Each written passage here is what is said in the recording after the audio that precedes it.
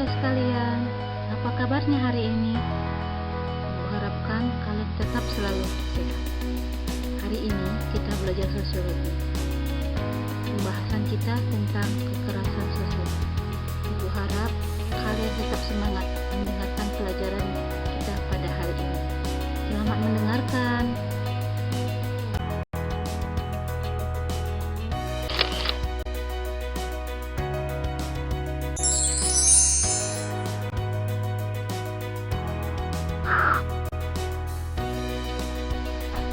Baik, pelajaran kita pertama ini adalah mengenai pengertian kekerasan.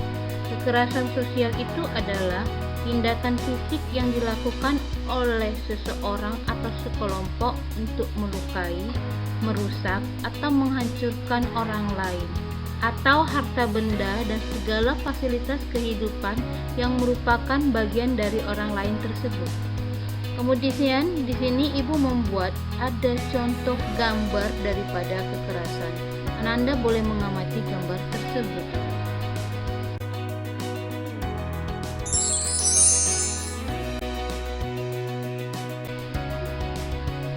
Yang selanjutnya kita akan membahas tentang karakteristik kekerasan oleh kelompok.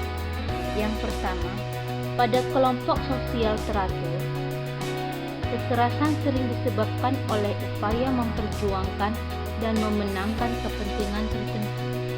Yang kedua, pada kelompok sosial tidak teratur, misalnya kerumunan, kekerasan dapat muncul secara spontan.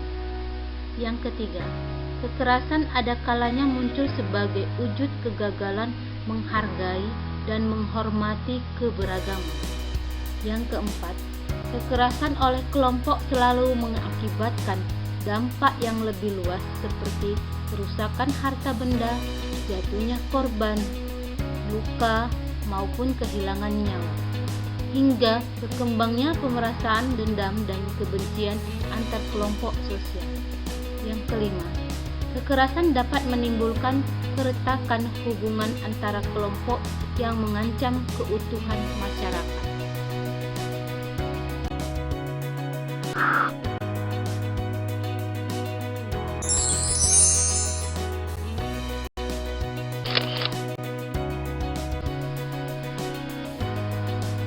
Materi kita berikutnya itu membicarakan tentang teori tentang penyebab kekerasan.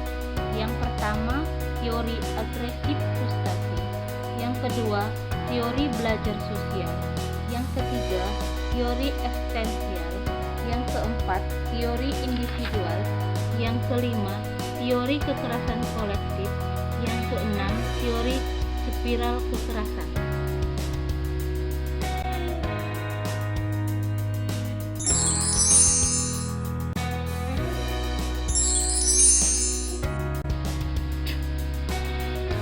Berikutnya kita akan membahas tentang bentuk-bentuk kekerasan.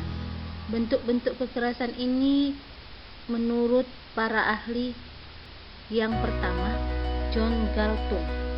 John Galtung membagi kekerasan kepada dua. Yang pertama, kekerasan struktural. Yang kedua, kekerasan kultural.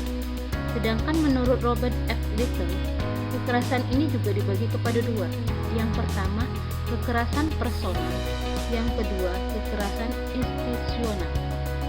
Kekerasan ini juga banyak terjadi di dalam masyarakat.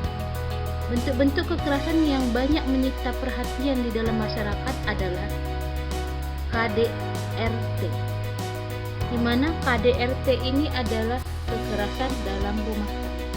Kemudian yaitu terorisme. Ini juga banyak terjadi di dalam masyarakat.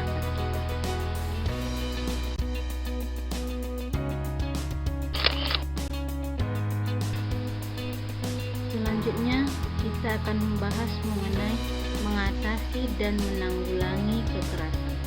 Yang pertama, menerapkan prinsip-prinsip anti kekerasan. Yang kedua, memberikan pendidikan perdamaian kepada generasi muda.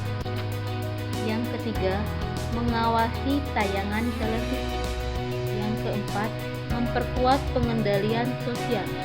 Yang kelima, menyediakan katarsis atau sarana untuk menurunkan rasa marah atau kebencian terhadap orang lain. Yang keenam, memastikan terpenuhinya kebutuhan anggota masyarakat. Yang ketujuh, mengembangkan budaya meminta dan memberi maaf. Yang kedelapan, mendampingi korban kekerasan. Yang kesembilan, meningkatkan dialog dan komunikasi intensif antar kelompok dalam masyarakat.